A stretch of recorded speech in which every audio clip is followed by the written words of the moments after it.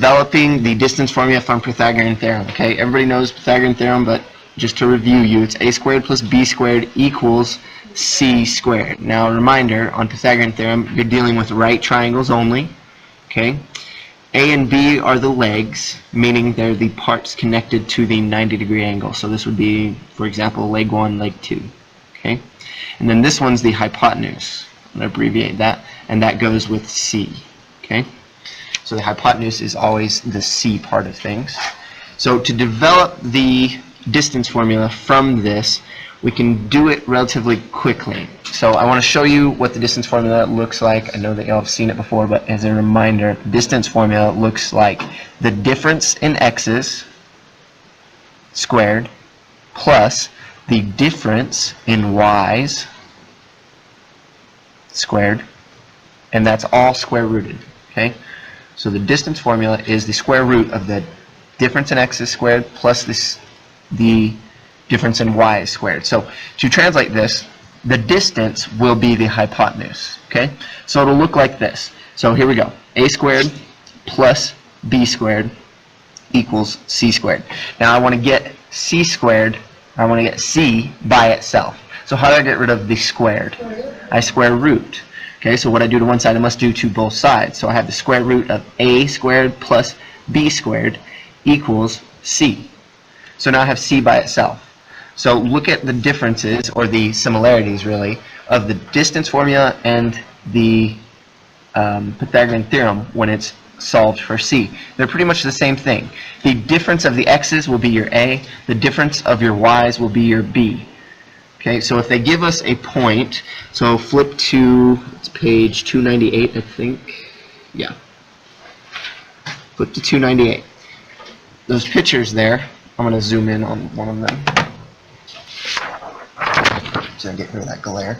Okay, the pictures here will give you 2 points. Okay, from any 2 points, you can always make a right triangle. Always, always, always.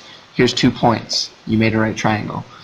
Here's 2 points. You can make a right triangle. You can always make a right triangle from 2 points. Okay? So whenever you are given 2 points, you can always make the right triangle. Now, if you have them on a graph, you can just count them. But if you don't have them on a graph and you don't want to graph them, you just take the difference between the 2 points. So look at the board. This one here is 5, comma, negative 2. Okay? So I'll make this little note, the 5, comma, negative 2. If I can get a sticky note here. 5 and negative 2 is that first point right here. Up here, I have negative 3, comma 4. So negative 3, comma 4.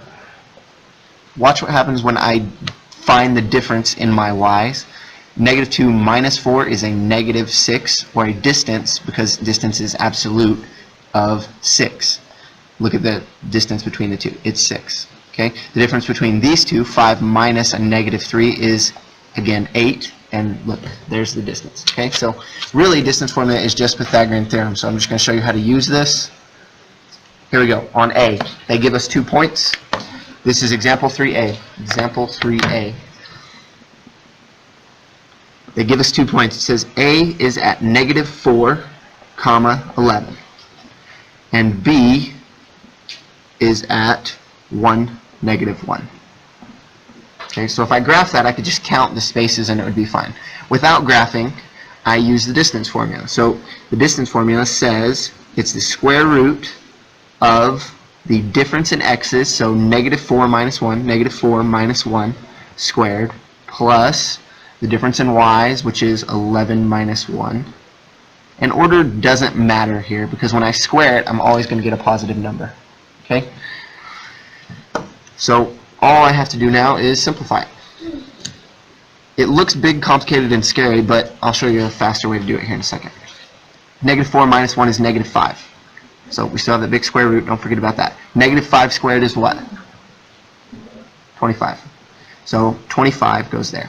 11 minus 1 is what? Oh, that's minus a negative 1. Oops. Minus a negative 1 turns into a plus. So 11 plus 1 is what? Sorry. 12 squared is 144. Good.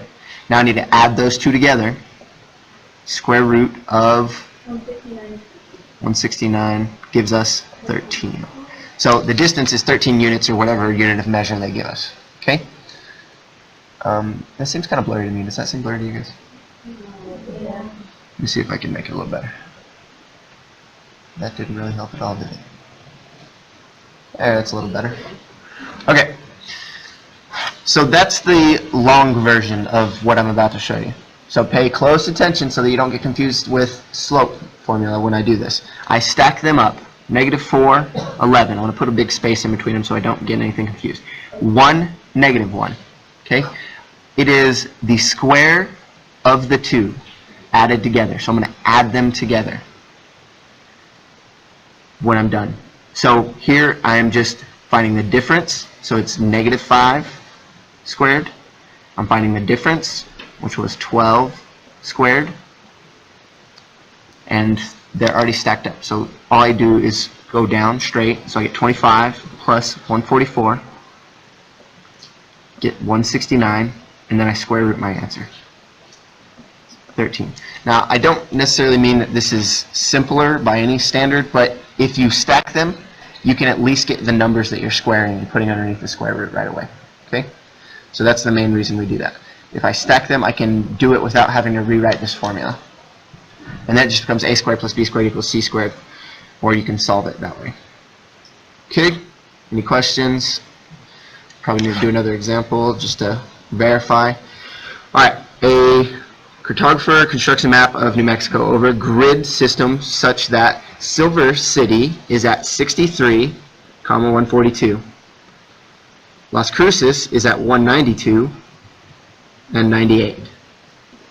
So those are the coordinate grids. Okay. When I go ahead and plug these in to my distance formula, it'll look like the square root of the difference in x's, which is 192 minus 63, squared, plus the difference in y's, which is 142, and 98.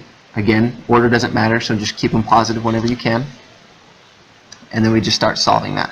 192 minus 63 is 129.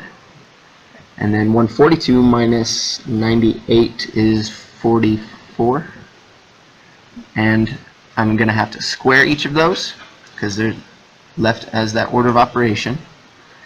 129 squared gives us a big number, 16,641, plus 44 squared, which is 1,936. And that's still the square root. When I add those two together, I don't know what I get. Somebody help me out there. 18,577. And then I find the square root of that, which will give us approximately number.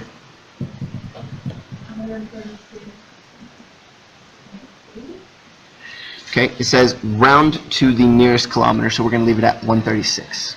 Okay, so 136 kilometers, and we're done. Questions, comments, concerns?